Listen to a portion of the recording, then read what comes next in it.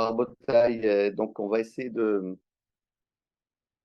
lire la paracha de Lech Lecha avec les événements qui se passent en Israël. Est-ce que vous êtes d'accord? Très bien.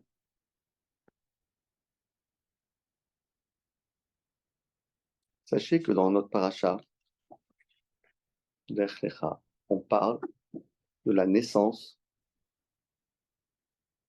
de Ishmaël. C'est le moment où il est né. Tu as bien fait de dire. Et à tel point que la Torah, presque, elle dit exactement ce qu'il dit. Dommage qu'il est né. Le Zohar HaKadosh dit « Malheur le jour où est né Ishmaël ». Comme ça, il dit Rabbi Shimon Bar Yochai. Tu entends ça ou pas? Tu entends ce qu'il dit? Il dit, il n'y a pas un peuple. Écoutez bien ce que dit.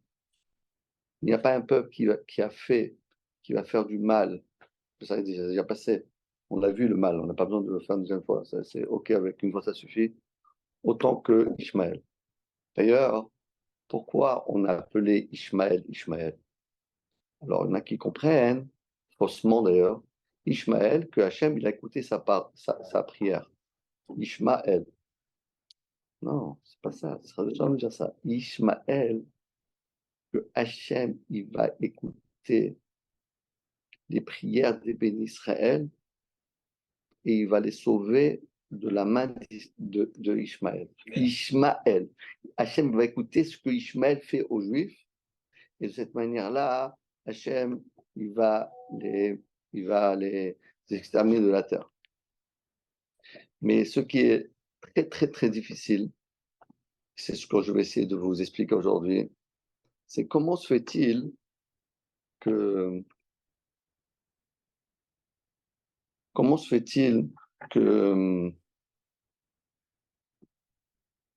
Abraham Avinu, il a eu un enfant comme ça?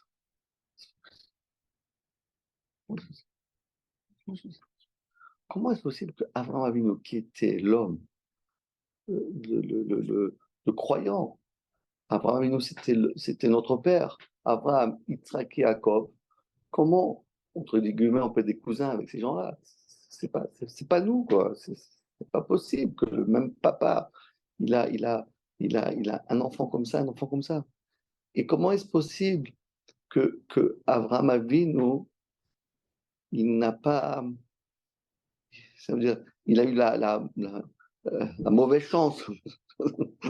Il n'a pas eu la chance d'avoir un Yitzhak et laisse tomber Ishmaël. C'est quoi l'explication?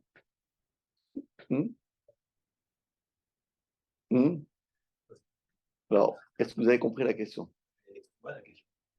C'est très très bonne cette question. Quoi, la réponse est dans l'air. Il a prié avec le Jborou pour avoir un enfant peut-être. Oui, mais pourquoi il prie? Pourquoi il prie pour avoir Ishmaël? Et pourquoi Hachem lui a donné un enfant comme ça? Mais il n'a pas prié pour avoir Ishmaël. Il a prié pour avoir un enfant. Il n'a pas prié pour avoir un enfant. Il a eu Ishmaël. Et pourquoi Hachem lui donnait? Abraham Avinu, Lech Lecha, Mertzecha, il est prêt à se sacrifier. Il s'est jeté dans la fournaise ardente. Il s'est donné corps et âme, etc. pour tout. Pour Hachem, dit Nisayod. Et comme cadeau, un beau cadeau, je donne un petit Ishmael. Hamas, Hezbollah, l'Iran, l'Irak, la Syrie, 3 milliards, hein? Casse-tête. C'est un casse-tête, il y en a partout. Comment ça va? Ils sont partout. Partout. Alors je vais vous expliquer. Si vous me permettez, je vous explique. Si on regarde bien l'histoire du peuple d'Israël, en vérité, il y a eu un moment où Hachem il vient, dit à Abraham, avec nous, il dit, tu sais quoi d'Abraham? C'est quoi?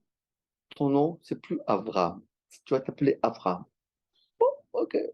Tu t'appelles Pierre, tu t'appelles Paul. Ok, c'est là. Tu t'appeler Rouven, tu t'appelles Shimon. c'est quoi? Pourquoi? Qu'est-ce qu'on a gagné là? Tu vois, Abraham, bon, ok, c'est ajouté le et en plus, mais qu'est-ce qu'on. Bon, Sarai, Sarah, mais on dirait que c'est pas tellement important. Ça change quoi? La personne elle reste toujours la même, c'est la même personne, on lui a changé son prénom. Tu vas à la mairie, tu dis voilà, écoutez, je veux changer mon nom. On a le droit de changer en France de nom. Si c'est ridicule, je crois. Si le prénom est ridicule. Ah, d'accord. En Israël, on a le droit de changer le nom. Alors, tu vois, il y avait tu vois, un Sfarad comme ça, tout noir, comme ça, très Sfarad comme ça, Thémani. Alors, il va là-bas à la mairie, il dit ouais, je veux me changer le nom. Il dit comment vous l'appelez? Avramovitch. Avramovitch. Abramovitch. Bon, ils lui ont dit bon, d'accord, mais c'est la loi, on a le droit de changer. Donc, il a changé. Au lieu de s'appeler, je sais pas quoi, il a appelé Abramovitch. Alors après, il va comme ça dans les mariages. Il dit, eh, comment tu t'appelles? Abramovitch. Il dit, oui, mais avant, comment tu t'appelais? Le nom d'avant. D'accord, Abramovitch, c'est aujourd'hui, mais avant, comment tu t'appelais avant? Donc, on ne change pas. Même changer le nom, on ne change pas. Alors, c'est la même personne. Tu peux lui ajouter un et, tu peux l'appeler par n'importe quel nom. Il restera toujours, il gardera toujours son nom. En bataille. Écoutez bien, je vais vous dire. Abraham et Avram et Abraham, c'est pas la même personne. C'est pas. Je vous explique pourquoi. Qu'est-ce que ça veut dire que Hachem a changé son nom? Il lui a dit comme ça. Écoute bien. Toi, tu arrives à me servir, tu arrives à servir Dieu de tout ton corps, toute ton âme, toutes tes forces. Mais il y a 5 choses en toi que tu ne sais pas faire. 5 choses. C'est quoi ces 5 choses? Les 5 sens. Tu vois des choses pas tellement cachées. C'est vrai. Tu écoutes des choses qui ne sont pas tellement cachées. C'est vrai. Tu parles des choses qui ne sont pas tellement cachées.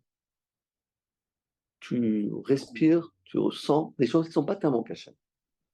Et tu as des relations avec des relations intimes, avec, qui ne sont pas tout à fait cachées. Tu n'arrives pas vraiment à sanctifier ton regard, ton ouïe, ta parole, ton odorat et tes relations intimes, tu ne sais pas faire ça. Oui, c'est vrai. Abraham Avinu, pendant 100 ans, il a il s'est démonté, il s'est donné coréen. Dieu, je vais arriver à 100 ans. Il dit, tu sais quoi? Je regarde que les choses cachées, que TF1. J'écoute que France Info. Tout est faux. Non, je fais que cachère. Que cachère, que cachère, que cachère. Hachem lui dit, ah, tu sais quoi? C'est un autre homme. Parce que pour être un homme, avec un grand H, pour être vraiment le Avraham Avinu, pour être ce Avraham Avinu, sache qu'il faut que tu donnes, que tu arrives à canaliser toutes tes pulsions, tout ce qui est en toi pour Dieu. Écoutez bien. Avraham Avinu, il a eu 2 enfants. Le premier, il a eu lorsqu'il s'appelait Avram. Le deuxième, il a eu lorsqu'il s'appelait Abraham. C'est pas le nom qui a changé, mais c'était lui qui a changé. Lorsqu'il a eu Ishmaël, Abraham avait grand comme il était, puissant comme il était, j'allais dire vraiment sadique comme il était. Il avait des faiblesses. Il avait des faiblesses. Ces faiblesses font que l'enfant qui va mettre au monde, c'est Ishmaël.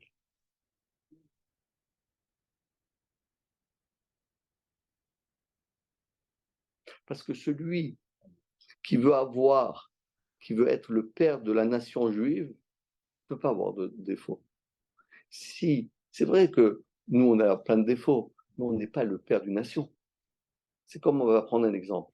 Quand tu prends un petit arbuste et tu le plantes, ce que tu vas faire pour que l'arbre puisse se développer et pousser droit, droit dans ses bottes, bien, qu'est-ce que tu mets? Tu mets un tuteur. Mais après que l'arbre, tu enlèves le tuteur. Bon, après, tu as une branche une branche qui est pas bien. C'est bon, ça, c'est pas grave, c'est un arbre. Mais au départ, on a besoin que nos avots, Abraham, Yitzhak, Yaakov, ils soient parfaits. Irréprochable. Irréprochables. Nous, on peut venir chez nous et dire ah, pourquoi tu as fait ça? Je ne suis pas Abraham, bon, je veux, mais mais c'est pas grave. Mais Abraham ne peut pas le faire. Parce que si Abraham il fait une erreur, même intention, même une fraction de 0,01% d'erreur, pour nous, c'est une catastrophe. Il fallait mettre au monde un peuple qui est irréprochable, un peuple sadique. Et pour que ce peuple existe, il a fallu 100 ans de travail intensif de Abraham Avinu et de Sarah Emenu pour pouvoir mettre au monde cet enfant qui s'appelle Yitzhak. Sans ça, à quel âge il a eu Ishmael? Je me rappelle plus. Il avait à 86 ans. Ah, il a eu avant, alors. Oui, bien avant. Oui, il a eu la servante. Ok, d'accord. Et après, du coup, ah oui, c'est à 100 ans, il a eu. 100 ans, il a eu Yitzhak. Donc c'est ça, c'est ok. C'est complètement deux facettes de la vie d'une personne. Il y avait le Abraham avant, le Abraham après. Il y avait le Abraham et le Abraham. C'est pas le et qui a changé. Parce que si on remarque bien, Abraham, c'est exactement la valeur numérique de 248. 248, c'est tous les membres de notre corps.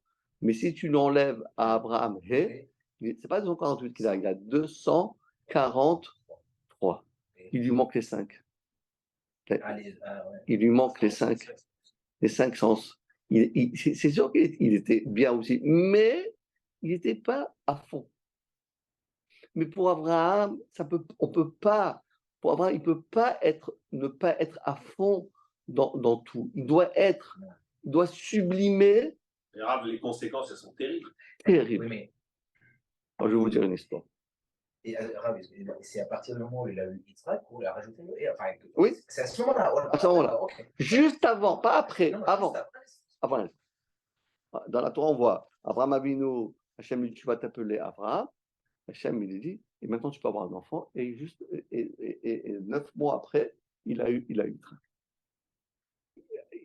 C'est un travail personnel. Si Abraham Avinu l'avait fait à 90 ans, il l'aurait fait aussi. Mais qui c'est qui peut dire parmi nous, je gère tout. Comment tu gères? Tu gères tes pulsions, tu gères ta vision. Qui c'est qui peut faire ça? Qui c'est? Dis-moi une personne au monde qui fait ça. On trouve une personne qui arrive à faire ça. Mais Abraham Avinu l'a fait, ça lui a pris 100 ans, mais il est arrivé. Bon, et après, il a quand même vécu 75 ans après. Mais c'était la force d'Abraham. C'était ça la force d'Abraham. Abraham Avinu. C'est sa femme qui lui a mis un garde dans les pattes. Alors maintenant, écoutez bien. Écoutez bien ce que je vais vous dire. Vous savez que Agar, c'était la fille de Paro. Imaginez-vous, d'abord, l'histoire, c'est comment ça marchait l'histoire. C'est que Abraham Avinu, il est arrivé en Égypte parce qu'il y avait la famine, et Paro, il est venu, il lui a pris sa femme. Et en fin de compte, il s'avérait que c'était une catastrophe parce qu'il voulait aller avec elle et les anges l'ont empêché, etc. Bon, elle est sortie sain et sauf, d'accord? Après toute cette histoire, il avait une fille qui devait être la reine. Il a dit, ma fille, tu sais quoi? Ici, dans notre pays, c'est le Hamas ici. Si, on est ici. Si, tous des fous là-bas. Ne crois pas que les Égyptiens sont mieux que les Hamas. C'est tout un problème d'intérêt, mais Nasser, pareil. Ouais, alors qu'est-ce qu'il a dit? Il a dit, c'est quoi, ma fille?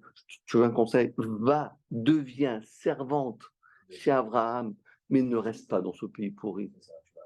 Et elle est partie là-bas. Maintenant, écoutez bien ce que je veux dire. Elle est tombée enceinte une première fois. Une première fois. Sarah Menou, elle lui a fait Ainara. Et le bébé, il est mort. Elle est tombée enceinte une deuxième fois. Vous savez pas ça? Ah non. C'est écrit dans Rachid. Rachid le dit ça. Et elle est tombée enceinte une première fois. Et comment elle appelle ça? Sarah Menou, elle a fait l'Ainara et elle est morte. Tombée une deuxième fois et il est né Ishmaël. Dit le Zohar Kadosh. Pourquoi elle fait l'Ainara? Parce que parce que vous savez que Sarah Menou, elle avait roi HaKodesh. Elle a vu que l'enfant, premier enfant de Abraham Avinu, c'est pas Ishmaël. C'est Ishmaël puissance 100, 1000, 10 000. Ça dit ça non. Ça me dit ça non. Ça non. Ça, je ne peux pas pour mes enfants. Je ne peux pas être Ishmaël. Déjà, Ishmaël, on n'y arrive pas. Imagine-toi que tu avais Ishmaël puissance 10. Laisse tomber. Ça ne résiste pas. Maintenant, je vais vous dire quelque chose. Abraham Avinu, c'est un homme d'une grandeur, d'un chesed qui était hors pair. La preuve, c'est quand il y avait ces hommes et Gamo, qu'est-ce qu'il fait? Il commence à prier. Hachem, peut-être il y en a 50. Il n'y a pas 50, il n'y en a pas. Bon, alors, peut-être 45. Non, il n'y a pas 40. Alors 40. Alors peut-être 30, peut-être 20, peut-être 10. Et dis-moi, attends une seconde, tu négocies pour qui là? J'ai pas compris. C'est pour les Suédois, pour Macron, pour qui tu négocies? Pour Sedom. Pour Sedom. Vous savez c'est quoi qu'il faisait Sedom? C'était mamache le Hamas d'époque. C'est quoi? Il prenait des jeunes filles, il les déshabillait, il leur versait des litres, des kilos de miel sur leur corps et il les mettait devant des ruches d'abeilles. Et comme ça, ils mourraient avec des souffrances incroyables. Tu vas négocier. Abraham Avinu, son chesed était infini. Maintenant, d'un côté, on voit Abraham Avinu du chesed même qui nous dépasse. D'après la Torah, il n'y a pas de mise à terre, un truc comme ça. Maintenant, écoutez bien. Juste après cette anecdote, Hachem, il dit à Abraham, c'est quoi, Abraham, avant Ishmaël, avant Yitzhak, avant tout ça, il y a eu ce qu'on appelle le Brit Ben Abetarim. Vous savez quoi, le Brit Ben Abetarim? Hachem, Hachem a dit à Abraham, c'est Abraham, ce qu'on va faire, on va faire un pacte. Toi et moi. Moi, jamais je t'abandonnerai. Et toi, tu ne m'abandonneras jamais. Moi, je serai toujours ton Dieu et toi, tu seras toujours mon serviteur. Vas-y, pas de problème. C'est ça que je veux faire. Et c'est grâce à ce pacte-là qu'on existe aujourd'hui. Parce que si on avait fait ça, je me dis, les Juifs m'avaient pris la tête, hein, laisse tomber. Et j'aime jamais, ils nous laissent tomber. Donc, quoi qu'il arrive, il y a 2000 ans, ils ne nous ont pas laissé tomber. Maintenant, qu'est-ce qui s'est passé? Il dit, bien, on fait un pacte. Tu es d'accord de devenir mon serviteur, tu seras le peuple élu. Je dis, d'accord. Alors Hachem me dit, tu sais quoi? Je te fais un cadeau. Je te fais un cadeau. Qu'est-ce que tu me donnes? Tu me donnes une Tesla? Non, je parle de la 4x4, hein, pas la, non, je pas, c'est l'autre. L'autre, c'est démodé. Alors, il dit, tu sais quoi, je vais te faire un cadeau. C'est quoi le cadeau que je vais te faire? C'est que tes enfants, ils vont passer 4 exils. Ils vont aller en Égypte. Après, ils vont aller en Babylonie. Après, ils vont être avec Achashverosh. Après, ils vont être avec les Grecs. Après, ils vont être avec les Allemands. Et après avec le Hamas. Abraham me dit, mamash, un beau cadeau. J'ai fait un effort, j'étais tout ça, tu m'as fait un cadeau comme ça. Et Abraham Avinu, il accepte ce cadeau. D'abord, il a fait le pacte et il a accepté cette condition, cette condition dans le pacte. Alors là, c'est incroyable. Il aurait pu dire, attends, Hachem, écoute, au moins prie, dit, Hachem, peut-être il y en a 50. Il y a 50 des Juifs qui sont bien, qui ont besoin de les emmener tous en galop. Peut-être il y en a 40, 45.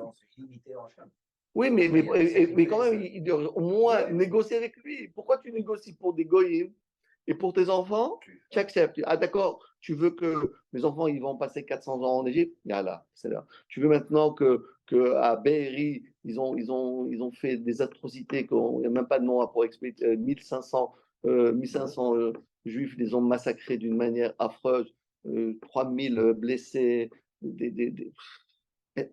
au moins négocie.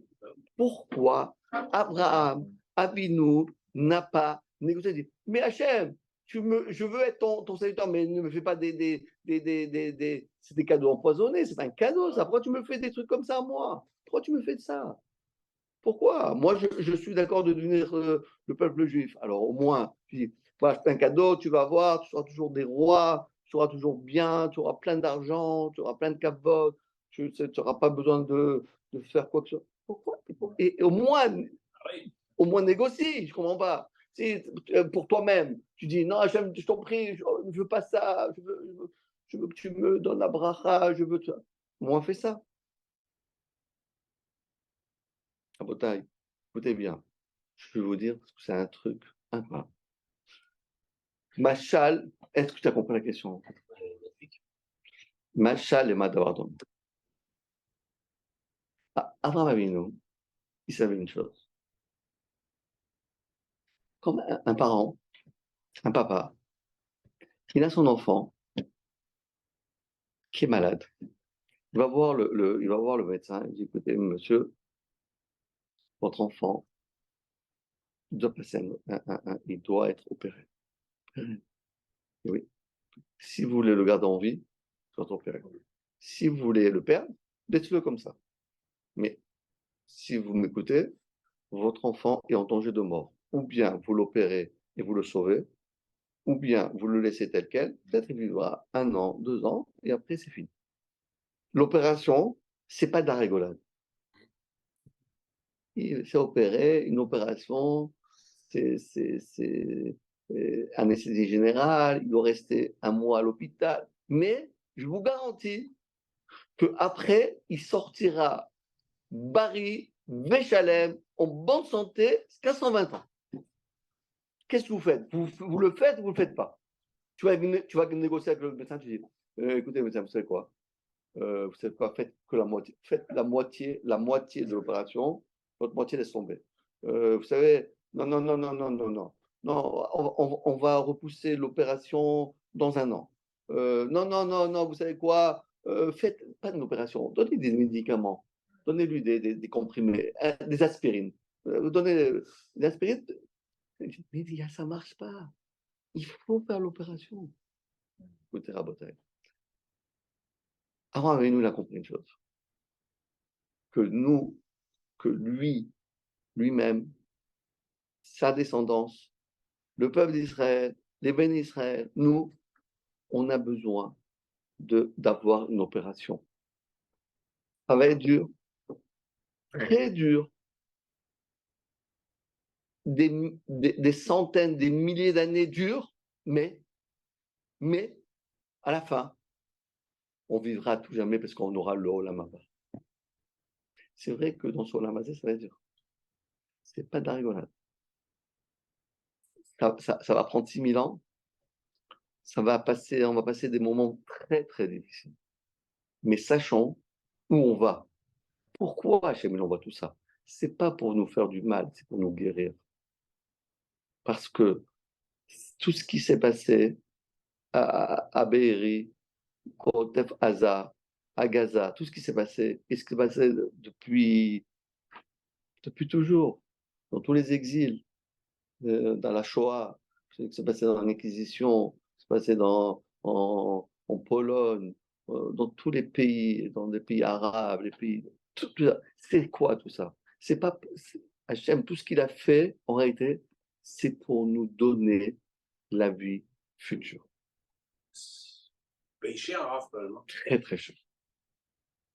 Il y aura une sacrée émouna. Sacré mouna. Avant, nous, il ne savait pas quoi faire. Parce qu'Hachem lui dit, tu sais quoi, tu as deux possibilités. Ou bien tu dis oui, ou bien sache que tes enfants, ils vont aller au Guéhinam, à l'enfer. Mais sache, l'enfer, ça dure des milliards et des milliards et des milliards d'années. Ce que je te propose, c'est dur, mais c'est bientôt fini. On est à la fin. Qu'est-ce que tu choisis? Tu ne peux pas négocier. Il n'y a pas de négociation. C'est ça ou ça. Hein? Noir ou blanc. Noir ou blanc. C'est ou bien tu prends l'opération, tu vas dire non, tu sais quoi, moi, tu sais quoi, Hachem, c'est quoi alors? Laisse tomber Mithraïm, laisse tomber le Hamas, moi je prends les Allemands. Non, mais moi, il y a un truc que je ne comprends pas. Pourquoi on est obligé de passer par tout ça? Bravo. Pourquoi nous, on devrait supporter tout ça? Bravo. Maintenant, c'est la question. Abraham Avinu, Hachem lui a dit, tu sais quoi? Il y a une possibilité de ne pas passer par l'opération. Si tu veux, tu peux éviter l'opération. Mais quoi? Tu dois faire un régime. Pas possible. D'abord, tu dois faire 30 kilos. Tu dois faire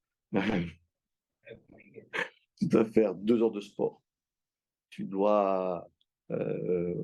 On lui a donné un régime pas possible, pas possible.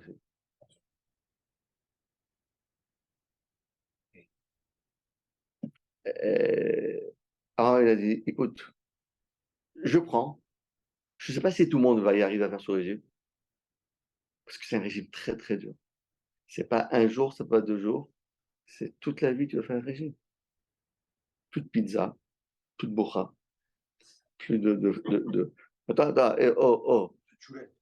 Tchoulin, comment tu vas faire? Tchoulin, comment tu vas faire des kegels? Tu peux plus rien faire. Le hareng? Et le hareng, quoi? Le hareng? Mais c'est pas possible. C'est très dur. Ça va être très dur. Vous savez quoi? C'est quoi qui lui a proposé Hachem de faire? C'est quoi le régime qu'Hachem a fait? Tu sais quoi? Si tes enfants, ils font zéro avérote, zéro avérote, zéro avérote, un régime de malade. Pas d'achonara, pas de mensonge, pas de rechilout, rien, rien, rien. Torah, mitzvot, tfilin, Shabbat, tatati, patata. Laisse tomber tout ça. J'annule. Ou le régime, ou l'opération. Et en vérité, il y a certains, des générations, qui ont choisi le régime. Il leur a arrivé. Il y a des générations qui ont choisi plutôt l'opération. Et ça, c'est dur. Mais, il y a une chose qu'il faut comprendre. C'est que tout ça, c'est pour un objectif, c'est pour une on va dire, une raison sublime. C'est pas qu'on souffre pour rien. Je vous donne un exemple. On va prendre un autre exemple. Il y a une femme qui s'est mariée. Et une femme qui se marie, un homme qui se marie, la première des choses qu'il veut avoir, c'est avoir un enfant. Il veut avoir un enfant. Est-ce que vous connaissez un homme, une femme qui ne veut pas d'enfant? Ça n'existe pas. Alors, Rachel Emmanuel a dit, Jacob, donne-moi un enfant, je préfère mourir. Je n'ai pas besoin de vivre. Si tu ne me donnes pas d'enfant, moi, ça ne sert à rien la vie. J'ai tout ce qu'il me faut, j'habite dans un palais royal. Ça ne m'intéresse pas, je n'ai pas de bébé, ça ne m'intéresse pas. D'accord? Maintenant, je vous pose une question. Cette femme-là, elle ne sait pas que pour accoucher, il faut avoir des souffrances de l'accouchement. Elle ne sait pas ça. Et est-ce qu'elle ne sait pas que les souffrances de l'accouchement, c'est insupportable? Elle sait ou elle ne sait pas? Je sais. Et elle ne sait pas qu'elle va souffrir le martyre. Et elle ne sait pas qu'elle va se mettre en danger. Elle ne sait pas que peut-être même elle peut avoir une hémorragie. Elle ne sait pas que peut-être même elle peut avoir la mort de son enfant, ou bien même elle peut passer, elle peut être paralysée. Il y a tellement de choses. Mais quoi ce qu'elle dit? Mais non, pour moi, je veux un bébé. Ça vaut la peine. Ça vaut la peine de souffrir. Parce que je souffre, mais pour la bonne cause. Pourquoi? Le parallèle, c'est ça. C'est le parallèle. C'est ça, pareil. Je souffre, mais à la fin, il y a beaucoup de gens qui souffrent, vous savez. Il y a beaucoup de gens qui souffrent. Regardez dans les hôpitaux, il y a des gens qui souffrent. Cette maladie. Ils viennent à l'hôpital, ils ressortent, bon, c'est bien. La seule personne qui entre à l'hôpital triste, avec les douleurs, et qui sort avec le sourire, c'est les femmes enceintes. Ils ont souffert. Ils ont souffert. Mais c'est pour la bonne cause. Parce qu'à la fin, pour la fin, il y a un bébé. Et quand il y a le bébé, on a tout oublié. Ça prend X temps. Tu demandes à ta femme, tu te rappelles de l'accouchement, tu dis, oui, j'ai oublié. J'ai oublié.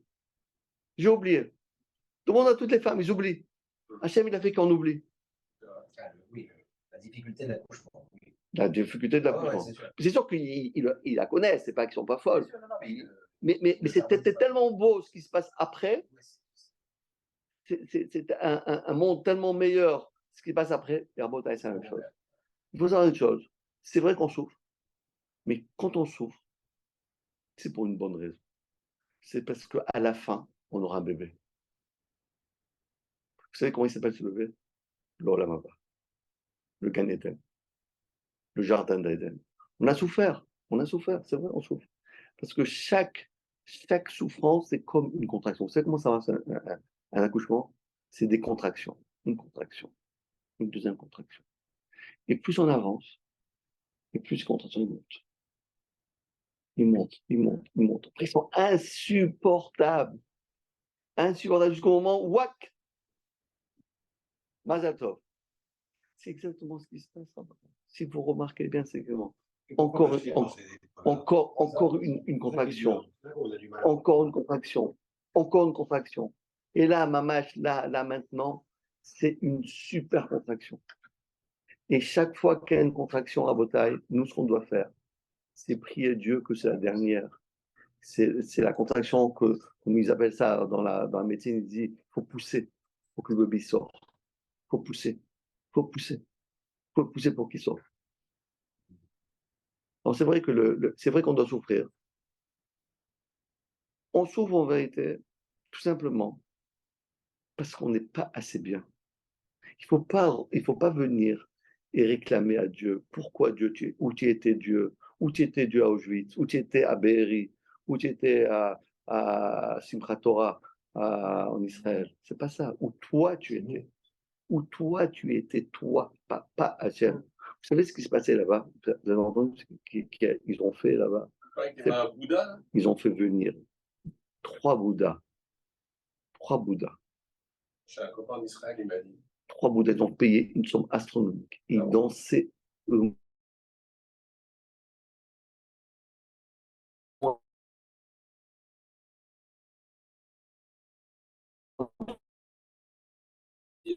Ouais, c'était des films. À part ça, Gilou Yarayut. C'est terrible ce qui se passait là-bas. Il ne faut pas croire que c'était de la ils ont fait Shabbat, Simchat Torah, Avodat Zarah, Gilou Yarayut. Wow. Mais c'est pas leur faute. Dire mélanger. Ah oui. Le Hamas, on disait aux filles, habillez-vous pour aller on peut pas, habillez-vous, pas comme ça venir à Gaza.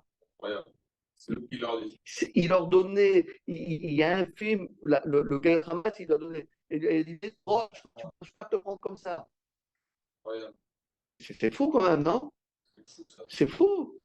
Mais donc encore une fois, c'est facile de dire pourquoi Dieu il a fait ça, pourquoi Hachem il nous a pas sauvés, pourquoi ça, Simchat Torah, Shabbat, tu Mechalel Shabbat, Befaresia, au lieu de danser devant avec la Torah, tu danses devant un Bouddha. quand même un bug quelque part. Alors maintenant, c'est ça que je veux dire. Alors maintenant, il avait deux possibilités, Abraham Avinu. Il y avait deux possibilités. Il lui a dit, Abraham, qu'est-ce que tu fais? Voilà, ce cas-là, qu'est-ce que je fais? Tu as deux possibilités. Tu vas au Guéhinam, vont tous au Guéhinam.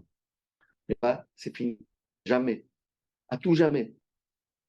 Ou bien, deuxième possibilité. Il y aura des choses difficiles à accepter, à vivre, à voir, à sentir que Dieu nous protège, vous protège le peuple d'Israël. Il y a des choses qui doivent. Mais. Il touche Hachem? Hein? Oui. Ah, quand même, malgré tout le. Et je pense, je vous dis une chose. Il a dit un des grands rabbins d'Israël, le grand Mekoubal, il est comme ça. Il est venu voir une famille comme ça que malheureusement il a perdu tout. Il a dit comme ça. Écoutez bien ce qu'il a dit. Il lui a dit comme ça. Tu me connais le Raphet Chaim?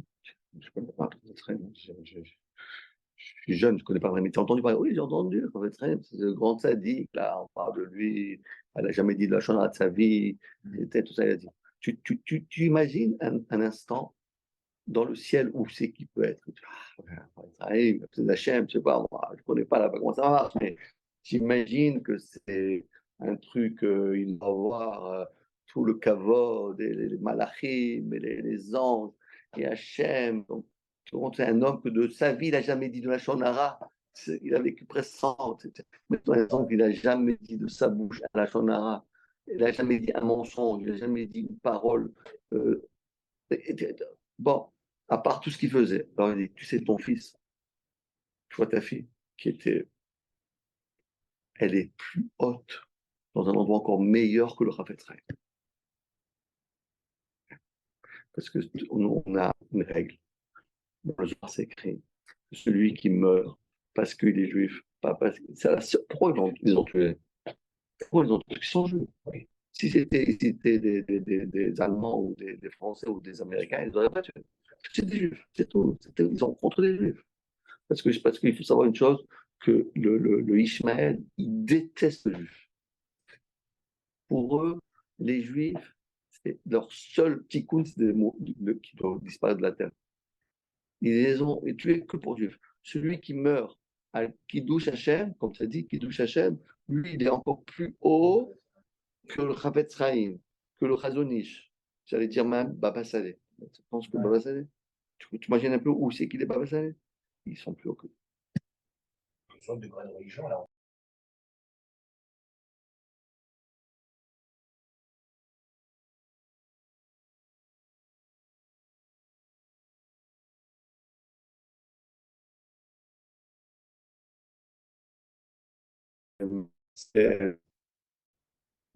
Moi, peut-être,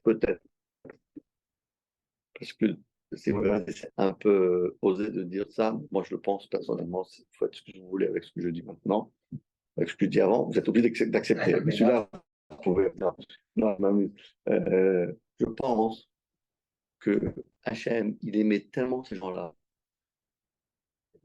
Et il leur a dit, je vais vous donner un cadeau. C'est dur pour. Parce que maintenant, il se trouve dans un très très bon endroit. Et il y a une histoire comme ça qu'ils ont raconté. Un père, il a raconté ça dans un film, j'ai vu, un Sirton, un petit.